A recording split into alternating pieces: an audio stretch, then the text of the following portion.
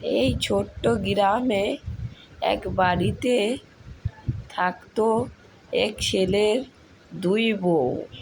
তারা দুজনে সব সময় দুই বউ ঝামেলা করতো। তার শাশুড়ি খুবই ভালো ছিল, তাদেরকে কিছু বলতো না। সকাল সকাল তারা ঝামেলা লেগে যায়, বলে এই মুখ পুরি, তোকে বললাম না আমি আজকে রান্না করব না, তুই করবি কারণ আমি এই বাড়ির বড় বউ, তুই রান্না করবি, আজকে আমি খাবো, কালকে আমি রান্না করব, তুই কালকে খাবি। মুকুরির শখ কম নয়, আমি আজকে রান্না করব, ও খাবে। আজকে সপ্তাহের প্রথম দিন সোমবার, আজকে তোর রান্না করার পালি, তুই রান্না কর, আমি কেন করব? দাঁড়াও, আমার স্বামী আসলে তোর খবর নেব। মুকুরি যা করে বলছে যেন ওরই স্বামী, আমারও স্বামী, আমাকে প্রথম বিয়ে করেছিল সে, আমারও স্বামী আসুক, তোর খবর নিচ্ছি। এই বলে দুই বৌমায় ঝামেলা করে।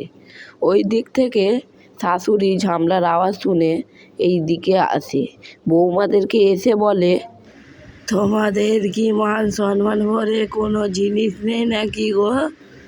সকাল সকাল তোমরা দুই বৌমায় ঝগড়া লাগিয়ে দিয়েছ।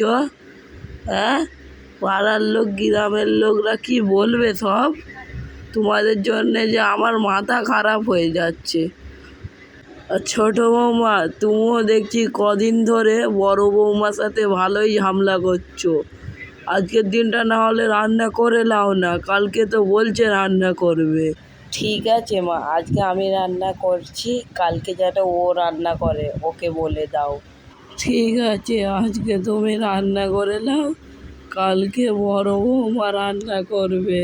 এই বলে ছোট বউ রান্না করতে চলে যায়। এইদিকে সাইন একটা কথা ভাবে যে এমনি আমার বাড়িতে অশান্তি লেগে থাকে, আর এখন আমি 500 টাকা হারিয়ে দিয়েছি, এখন বাড়ি গিয়ে কি করব।